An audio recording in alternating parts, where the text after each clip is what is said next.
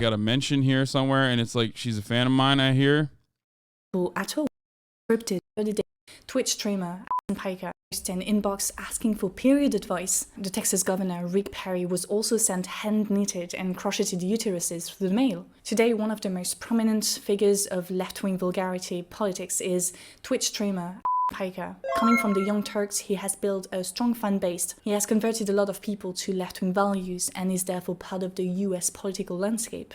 Hasan's popularity comes from his authenticity and rejections of both conservative and liberal politics. During his streams, he educates his audience on left-wing politics. He's been classified as part of the dirtbag left, which is itself described as an anti-fascist, anti-conservative, anti-centrist, anti-liberal ideology, anti-political correctness, anti-inequality, has disregard for civility, opposition to the wealthy, and support for redistributive economic policies. Dirtbag left isn't worried about not pleasing everybody.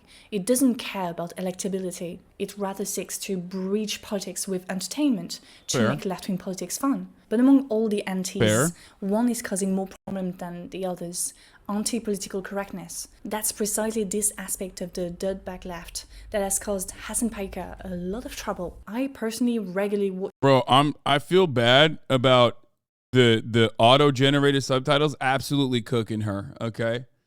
I mean, it's like, anyway. Watch his content, as I find most of his takes to be very good, and I'm happy to see him stay strong and compensate for the influence of conservative institutions like Fox News, the Daily Wire. On the other hand, I'm sometimes taken aback by the gym bro casual misogyny and the fact that his lifestyle doesn't always align with his values, which is something I think people with influence should be conscious about. But Hasan is left-wing. He's a socialist, he's pro-feminism, pro-trans rights, pro-minority rights in general. And he's also proof that being left-wing doesn't mean being virtuous. And that is something people... I mean, gym bro misogyny for working out? No, I mean, first of all, didn't she say you shouldn't be buying expensive shit? Yes. Of course people say that. Everyone says that all the time. It is a byproduct of like liberal liberal consumer-based activist attitudes, okay?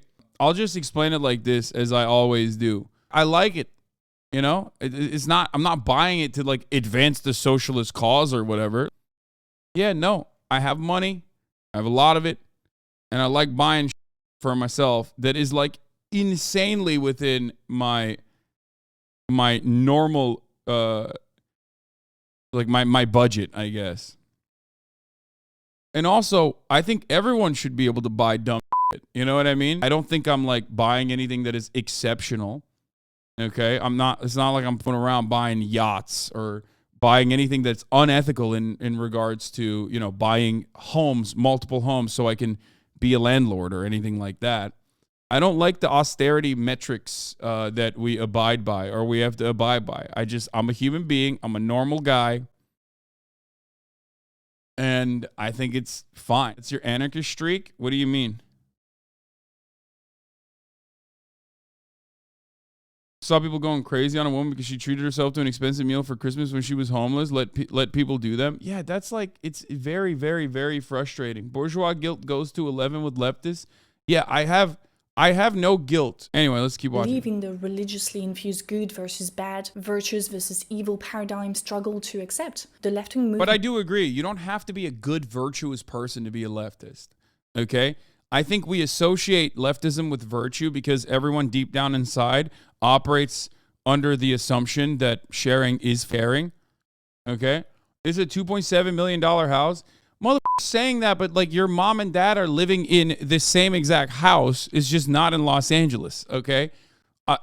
Like, do not misunderstand me. It's a very nice house. Liberals have no way of doing materialist analysis. It's antithetical to their worldview, and therefore they like to harp on cultural signifiers.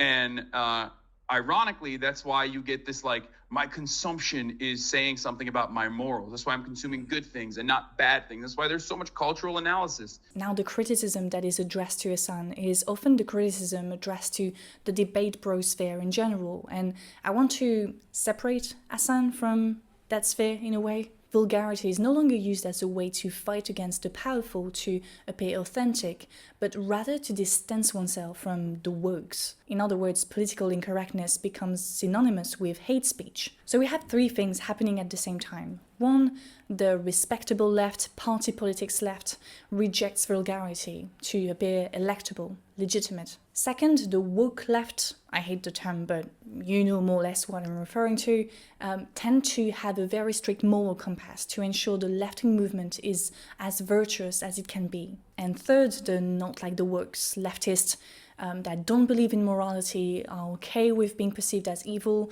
and tend to turn vulgarity towards the powerful into political incorrectness against the powerless. And while that does not constitute the left in its entirety, it is the image people have of the left. That's why I wanted to make this video, to remind ourselves of the people who don't fit into those boxes.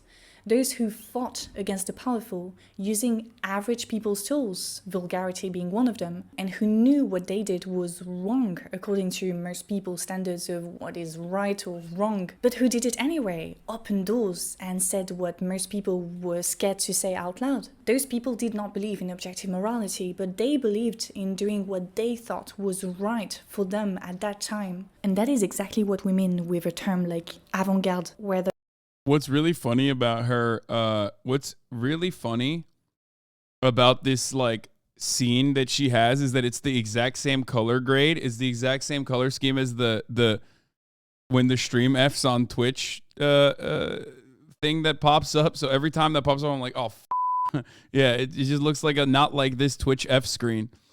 I'm a human being. I'm imperfect. If you think that that says something about my personality and you can't support me, then that's fine. Some of you make stupid decisions like gifting a whole bunch of gifted subs at the top of the hour. My point is, I'm a normal dude who, happened to be very successful because he got very lucky. Okay. I work hard, certainly, but luck is a major factor, as it is in everyone's lives. Okay. And in everyone's accomplishments. The channel is Elise Cappelle, by the way. She's a Hasanabi head as well. I think this is a thoughtful video. Go check it out. Give it a like. Something I always like to stress is that, you should probably stop hyper focusing on what individual spending looks like. Or even when we're talking about problematic figures, stop hyper-focusing on individuals, recognize that they are products of the system itself, and focus on systems themselves. Be kind to individuals, be ruthless to systems, as, Michael Brooks used to say. Rest in power, Michael Brooks.